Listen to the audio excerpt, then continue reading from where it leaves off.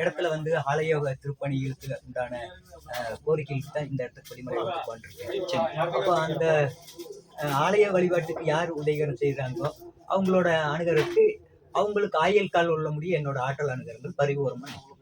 சரி. நான் ஆலயம் குறிப்பிக்கிறது காளி, மாடன், ஜடா முனீஸ்வரன், ரத்த காட்டேரி, 9 நவகரங்கள், கண்ணாசி, சுடலமாட, சூளக்கருப்பேன், ஜடா முனீஸ்வரர், சப்தகன்னி. இது ஏற்கனவே அவங்களுக்கு ஒரு நல்ல காரியம் நடக்க போய் இந்த செட்டு இந்த தகர்கொட்டாய் அமைச்சு கொடுத்தாங்க இல்லையா. அதனால அவங்களுக்கு ஒரு ஆற்றல் அணுகர்கள் அமையும். நன்றி சாமி. கேட்டுக்கிறேன். ஆத்து விக்ரமா அப்போதைக்கு என் ஆலயத்துல சப்தகன்னி, சுடலமாட, சூளக்கருப்பேன், ஜடா முனீஸ்வரன் இவங்க ஆலயத்துல இருக்கிறாங்க. வெளியே காவலுக்கு இருக்கிறது வந்து கண்ணாசி, ரத்த முனீஸ்வரர், ரத்த காட்டேரி, பிள்ளையார் ஒரு சிறுசை ஒன்று வச்சிருக்கேன். இப்போ உருவமா எல்லாத்தையும் உட்கார வைக்கணும். அது வந்து இப்ப ஓடையை சேர்ந்த கவர்மெண்ட் பொது நிலமான ஓடை சேர்ந்த நிலமா தான் எங்க ஊர்ல இருக்கு. அதனால அந்த இடத்துக்கு யாரும் குறிப்பிட்டு இப்போ இந்த செட்டே வந்து அங்கே இருப்பீங்க. இப்போ இந்த கோயிலில் என்ன சாமி இங்கே விசேஷம் அதிகம்? 6 மாசத்துக்கு இங்கே தவநிலை. இந்த 6 மாசம் முடிஞ்சதுக்கு அப்புறம் என்னோட ஆலயத்துல இருந்து நிரந்தரமா அங்கே கோயில் இருக்கு. சரி. கோயில் கட்டி வச்சு இருக்கு. சரி.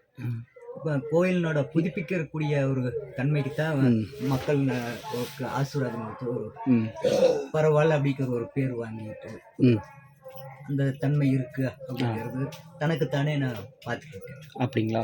சரி சாமி. இப்போ இங்கே நிறைய பேர் வந்து பொய்யா வச்சுட்டு இருக்காங்கல்ல, யாரை நம்புறதுனே தெரியல. அங்கே உள்ள இருக்காங்க. ஒரு நிமிஷம். நானும் பார்க்கும் போதெல்லாம் அவங்க 100 கொடு 200 கொடுன்னு கேட்குறாங்க. யாரும் தனியாக அவங்களா கொடுக்குறவங்க வாங்குறவங்களும் இருக்காங்க, இல்லை கூப்பிட்டுக்கு வாங்குறவங்களும் இருக்காங்க. அப்படி இருக்கும்போது யாரை என்னன்னு சொல்றதுன்னே தெரியல.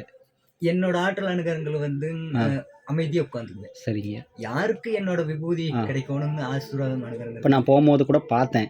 ஆனால் நான் மேலே போய் அவரை பார்த்துட்டு தான் கீழே வரணும் அப்படின்னு வந்தேன். இது ஒரு 4வது டைம் நான் வரேன். ஆனால் எனக்கு இப்போ என்ன ஆகுது அப்படின்னு பார்த்தீங்கன்னா, இறைவனோட ஆற்றல் பணிகள் வந்து கொஞ்சம் கம்மியாக இருந்தது. அந்த மாதிரி எதிராளியினோட சதிங்கிறன்னு ஒன்று இருக்குது இல்லையா. சரி. அப்போ அதனோட தாக்குதலுக்கு வந்து நம்ம ஒரு முன்னேற்ற பாதையில் கொஞ்சம் தடுப்பு சூழல் இருக்கும். இதுக்கு உண்டானது இப்போ தன்னோட ஆசீர்வாதம் அணுகரங்கள் கிடைக்குது இல்லையா. அப்போ அந்த கிடைக்கும் போது கூடிய வரையில் உங்களுக்கு இந்த பிரச்சனைக்கு விட கிடைக்கும். அப்படிங்களா? சரி சாமி. இப்போ நம்ம வேற எந்த இதுவும் நான் யாரையும் நம்புறது இது இல்லை. ஒன்று சிவன், அதுக்கப்புறமேட்டு அம்பாள், இவங்க 2 பேர்த்த தவிர வேறு யாரையும் நம்ம நினைக்கல. அப்படி இருக்கும்போது நானாக எந்த பிரச்சனைக்கும் போகிறதில்ல, எதுவும் நினைக்கிறதில்ல. திசைகள் தப்பாக இருக்குங்கிறாங்க, இதுவும் தப்பாக இருக்குங்கிறாங்க கட்டம். அதில் நம்ம எதை நினச்சி எப்படி இருந்தால் வாழ்க்கையில் நல்லபடியாக இருக்கலாம். அதாவது இறைவன் நம்பிக்கைங்கிறது முதல் முக்கியமான ஒரு காரணங்கள்.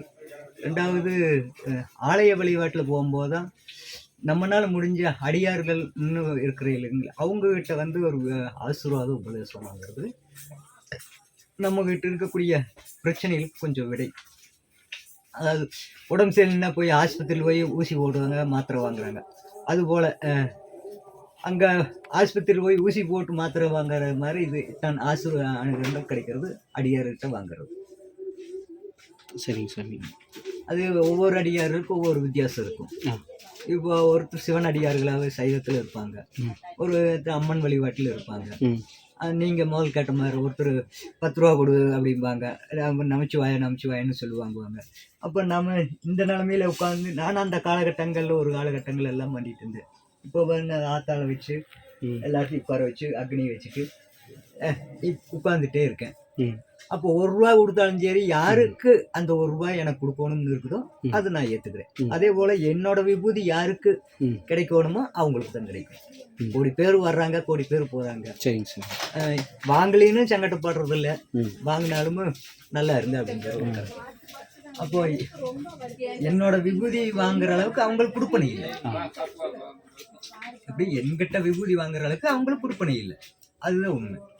அப்போ பார்த்துட்டே இப்போ இன்னைக்கு காலையிலேருந்து உட்காந்துருந்தேன். பார்க்குறதுக்கு பயமாக இருக்குது அப்படிங்கிற ஆணும் பெண்ணும் எல்லாருமே பார்த்துட்டு குடுக்குடுன்னு ஓடுறாங்க, குடுக்குடுன்னு போகிறாங்க.